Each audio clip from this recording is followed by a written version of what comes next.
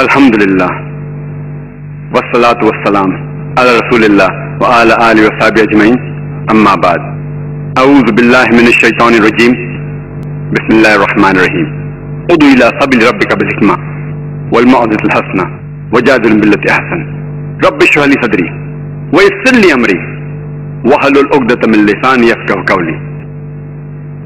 چھٹا سوال، چھٹی غلط فہمی ہے کہ اسلام خواتین کو اپنے حقوق نہیں دیتا، اسی لیے اسے حجاب میں رکھتا ہے۔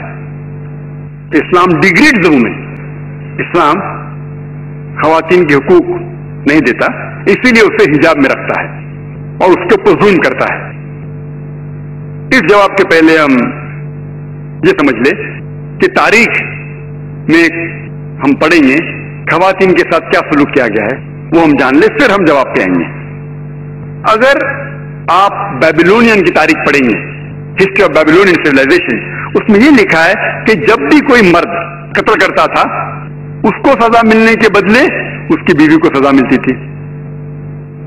اگر آپ گریک سیولائزیشن پڑھیں گے، اس میں ایک خاتون تھی جس کا نام تھا پینڈورا، ایک امیجنری وومن تھی پینڈورا، جو گریک لوگ کہتے تھے اس کے وجہ سے ساری مشکلات جو دنیا میں ہیں وہ اس خاتون کی وجہ سے ہے۔ ان کا تصور تھا جو غلط تھا، اور اس گریک سیولائزیشن میں خاتون کی عزت ہی نہیں تھی، ویشیا پنا کافی کامن تھا، عام تھا۔ اگر آپ رومن سیولائزیشن پڑھیں گے، اس کے اندر بھی nudity and prostitution was very common, ننگا پن اور ویشیا پنا بہت عام تھا۔ خواتین لوگ صرف مزے کے لیے استعمال کیے جاتے تھے اور چھوڑ دیے جاتے تھے۔ اگر آپ ایجپشین سیولائزیشن پڑھیں گے، اس میں خواتین کو یہ کہا جاتا تھا کہ وہ شیطان کی ایک نشانی ہے۔ اگر آپ عرب سیولائزیشن پڑھیں گے، قرآن نازل ہونے کے پہلے عربستان میں یہ حال تھا کہ اکثر جب کوئی لڑکی پیدا ہوتی تھی اسے زندہ گا دیا جاتا ہے۔ الحمدللہ ثم الحمدللہ، قرآن نازل ہونے کے بعد یہ جو غلط کام بند ہو گیا۔ افسوس کی بات ہے کہ اپنے ہندوستان میں اب تک ہے۔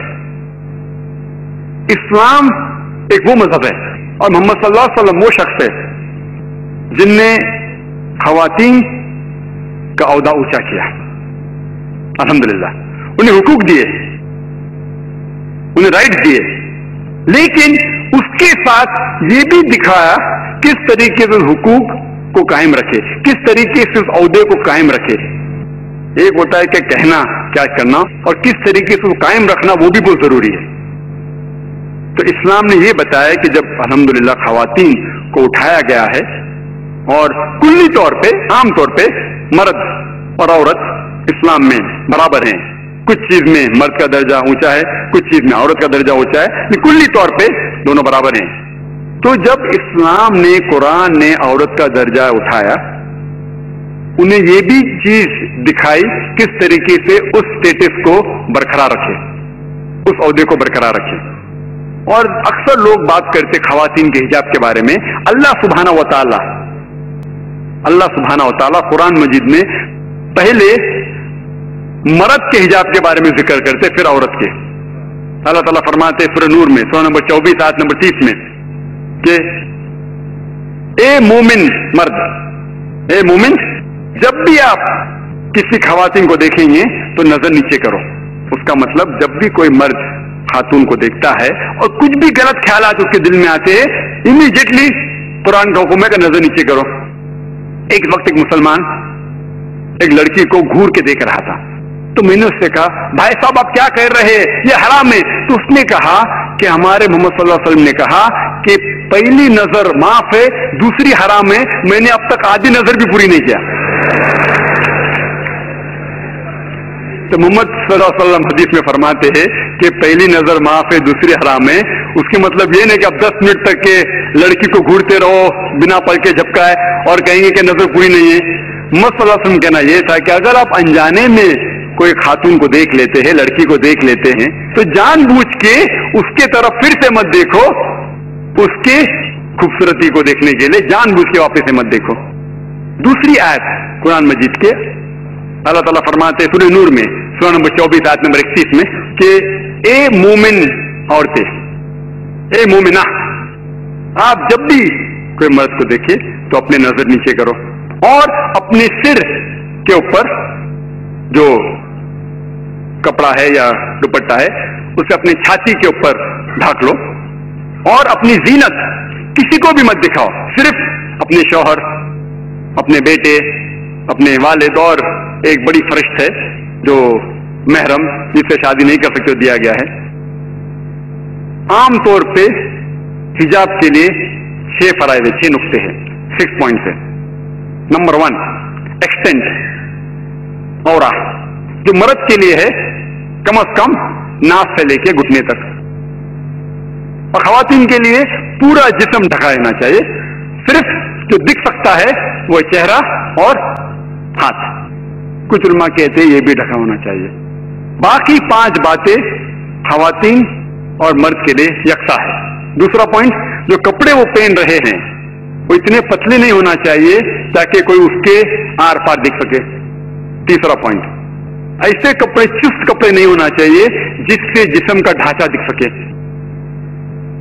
चौथा पॉइंट, कपड़े इतने भड़कीले नहीं होना चाहिए कि दूसरे जिन्स को मुतासिर करे। पांचवा पॉइंट, कपड़े गैर जिन्स के, औरत मर्द के कपड़े ना पहने और मर्द औरत के कपड़े ना पहने। और छठा कि कोई गैर मुस्लिम के कपड़े ना पहने जो उसकी निशानी है। ये 6 पॉइंट है हिजाब के, 6 नुक्ते हैं, 6 फराइज है हिजाब के। और अल्लाह सुब्हानहू व तआला फरमाते सूरह अहज़ाब में, सूरह नंबर 33 आयत नंबर 59 में, या नबी कह दो अपने बेटियों से, अपने बीवियों से और मोमिना से, मोमिन खवातीन से, कि जब भी वो बाहर जाए तो जिलबाब पहने, अपने आप पे ओढ़ ले जिलबाब, ताकि लोग उन्हें पहचान सके और उन्हें परेशान न करे। People will not molest them, क्या लोग उन्हें पहचाने और उनकी इज्जत से न खेले। मिसाल के तौर पे अगर दिल्ली के सड़क पे मिसाल के तौर पे 2 जुड़वा बहन जो बहुत खूबसूरत है, हूबहू खूबसूरत है, बहुत खूबसूरत है, 2 जुड़वा बहन चल रहे हैं दिल्ली के सड़क पे। एक जुड़वा बहन पहने हुए इस्लामिक लिबास, पूरा जिस्म ढका हुआ, सिर्फ चेहरा और हाथ दिख रहा है, और दूसरी बहन पहने हुए मगरबी लिबास, मिनी स्कर्ट या शॉर्ट, मगरबी लिबास तो मिनी स्कर्ट या शॉर्ट, तो तन को कम ढक रहा है और दिखा रहा है ज्यादा। और दोनों जुड़वा बहन अगर दिल्ली के सड़क कनॉट प्लेस अगर वहां चल रहे हैं और सड़क के कोने पे, किनारे पे एक लफंगा ठहरा हुआ है लड़की को छेड़ने के लिए, मेरा ये सवाल है कि वो लफंगा किसको छेड़ेगा? वो बहन को जो इस्लामिक लिबास पहनी हुई है, हिजाब पहनी हुई, क्या वो बहन जो मगरिबी लिबास पहनी हुई किसको छेड़ेगा? जो मगरिबी लिबास पहना हुआ है। कुरान सही कहता है कि हिजाब खवातीन को महफूज रखता है और इज्जत बरकरार रखता है। और इसके बाद इस्लामी शरीयत ये कहती है कि अगर कोई आदमी किसी औरत का बलात्कार करता है, जब जिना करता है, तो उसके लिए सजाए मौत, डेथ पेनल्टी। बहुत से गैर मुस्लिम कहेंगे सजाए मौत, आज की तारीख में 21वीं सदी में सजाए मौत, कितना बेदर्द दीन है ये इस्लाम, कितना नागवार दीन है। लेकिन मैं सवाल पूछा हूं हजारों गैर मुस्लिम से, अब भी पूछ रहा हूं कि मिसाल के तौर पे खुदा ना करे कोई आपकी मां या आपकी बहन का बलात्कार करता है और वो बलात्कार करने वाले को आपके सामने लाया जाता है और आपको जज बनाया जाता है, आप क्या सजा उसे देंगे? और 100% मुझे जवाब ये मिला कि सारे गैर मुस्लिम ने कहा कि हम उसे सजाए मौत देंगे। कुछ गैर मुस्लिम ने यह भी कहा कि हम उसे तड़पा तड़पा के मारेंगे। तो जब आपकी कोई वालदा या आपकी बहन का बलात्कार करता है, आपको उसकी सजाए मौत देने का है, दूसरी किसी बहन का बलात्कार करता है, आपके सजाए मौत गलत है। ये डबल स्टैंडर्ड क्यों? जो लॉ होता है क्यों होना चाहिए? अगर आप जानते, आज जो लोग कहते हैं अमेरिका इतनी एडवांस मुल्क है, लोग उसकी तरफ देखते हैं, आप जानते वो एक मुल्क है जिसमें ज्यादा बलात्कार होते हैं, ایک ملک ہے جو نمبر 1 پہ نہیں ہے لیکن جو میکسیمم ریپ جتنے دنیا میں ہوتے ہیں اس میں سے ایک ملک ہے USA۔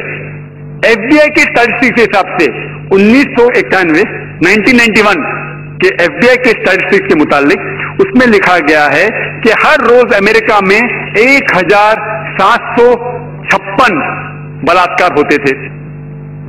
1996 کے اسٹیٹسٹکس کے حساب سے 1996 کے اسٹیٹسٹکس کے حساب سے US crime department of justice وہ کہتی ہے کہ 1996 میں ہر روز آن ایوریج ہر روز 2713 بلاತ್ಕಾರ ہوتے تھے۔